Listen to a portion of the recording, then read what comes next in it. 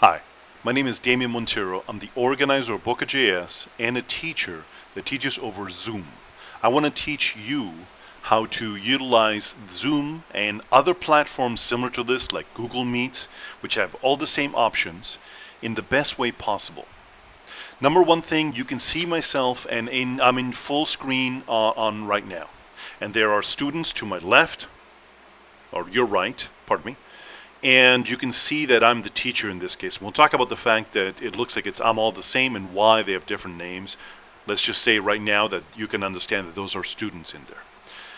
The number one thing you should understand before you start, these are some important tricks that will help you when it comes to making sure that students are paying attention to you, that individuals that are attending your event are paying attention to you, and that they're aware of what you're doing and it's easy for them to see.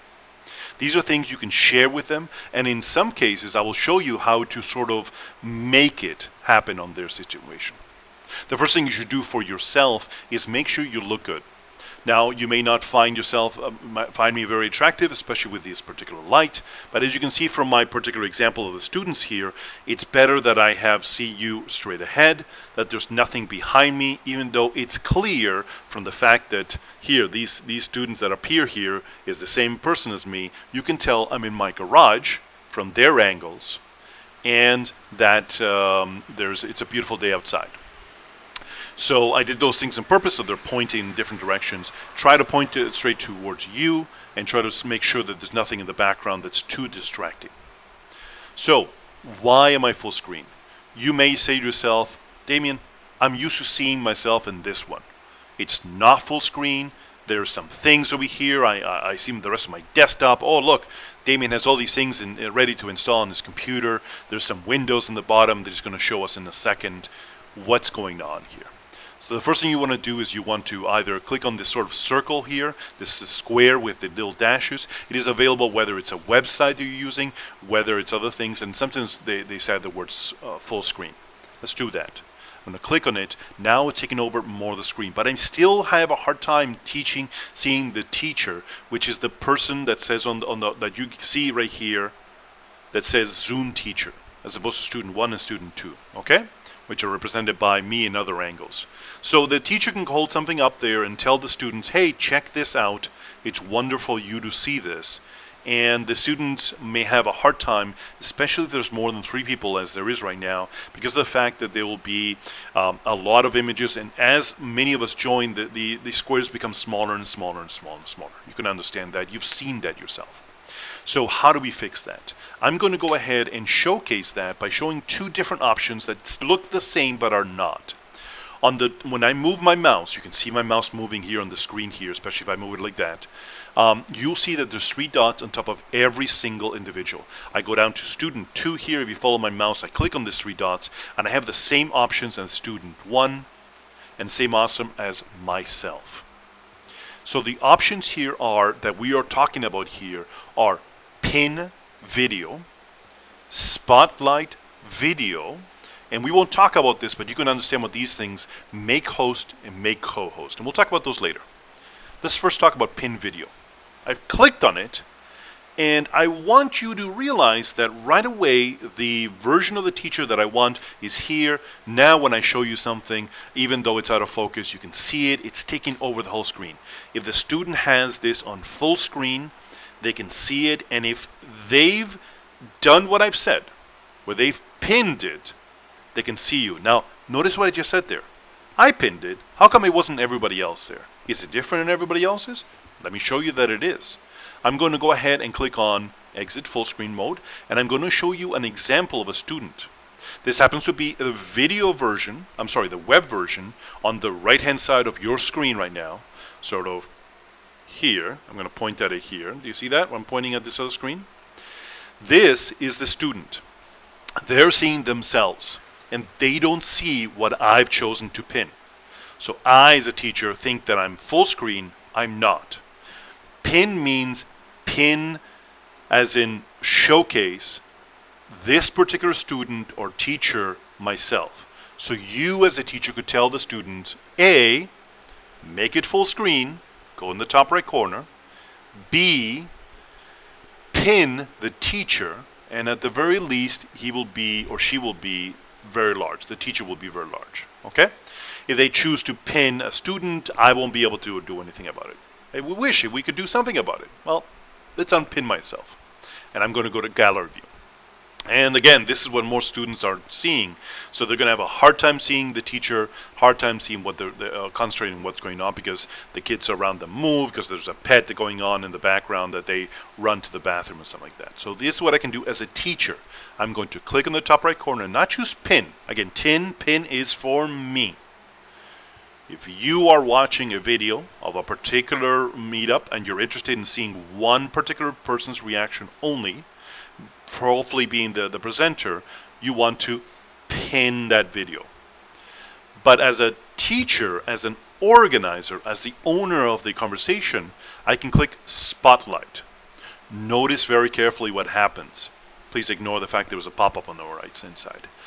Now it looks the same on the teacher's version. So on the left-hand side, the teacher sees the exact same thing we saw a minute ago. The teacher is pinned. But notice here on the student, okay? That's the one, the window we're talking about on the right-hand side. The student also has the teacher pinned. In fact, simply because of the fact that the teacher, the student is on a website, his video is complete. And if we pretend to be the student for now, and if I was on full screen, the teacher is now full screen. Notice in the top left corner of the screen it says Zoom Teacher. I am full screen. I'm going to get it out of full screen. So, A, that was the student in full screen, as in the whole screen, and B, the only video, other than perhaps some videos at the top, was that person. Okay? So that's an important thing. Let's go over those one more time. I'm going to cancel this pin.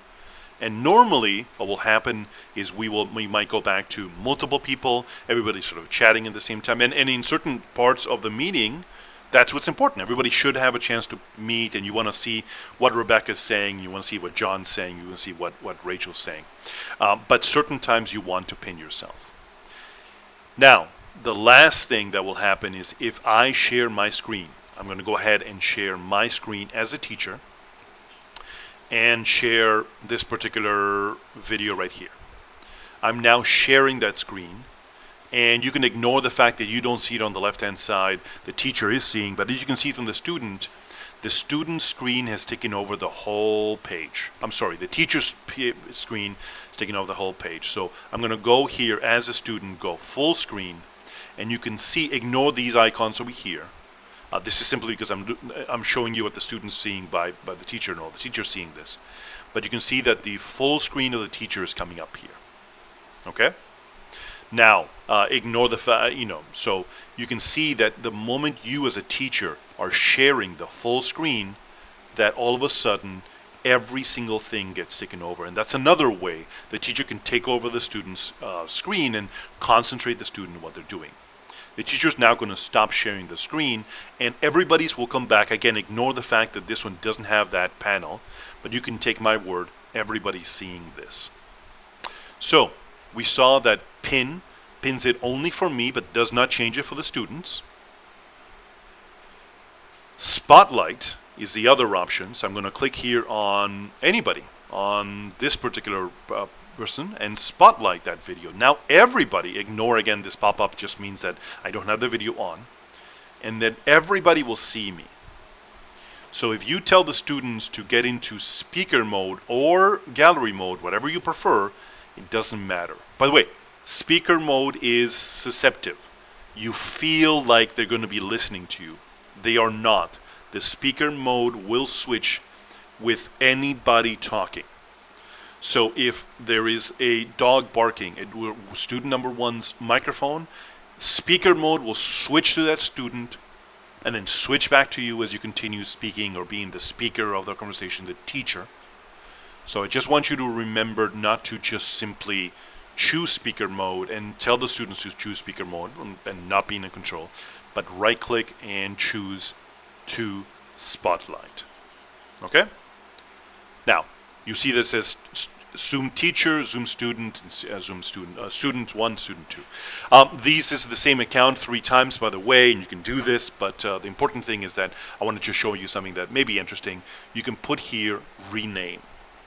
Okay?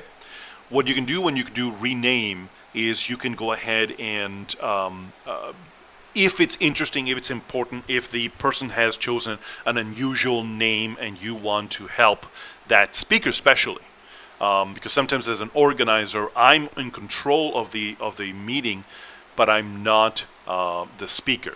So I may be able to go down here and I want to spotlight the user, the particular speaker is going to be talking, and I also want to click here. Oops, share.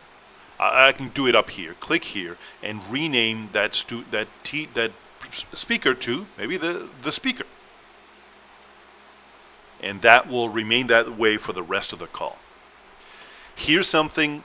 So that's it. You've gotten the biggest. If you just learn to click on the top right corner and spotlight the video and just remind the students or viewers to make sure that they are on full screen, you will get a great kind of reaction from all the students, a great enjoyment from the people that are seeing this video, and will see the most.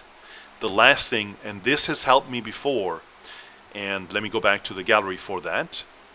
Go to gallery. We had a particular situation where this hopefully will not happen to you as a teacher, but it has happened to me as an organizer. One of the individuals had muted themselves. This is a common thing. And here's the other thing. They took that off, but there is always an option, let me see if I can find that here, to mute everybody. But if not, you can click here and mute the individual person. Let me see how I can... Oh. All right. I apologize. I think they must have taken that option out, but there is an option. I will find out. Just check it out. There we go. Mute all. Here's the thing with mute all.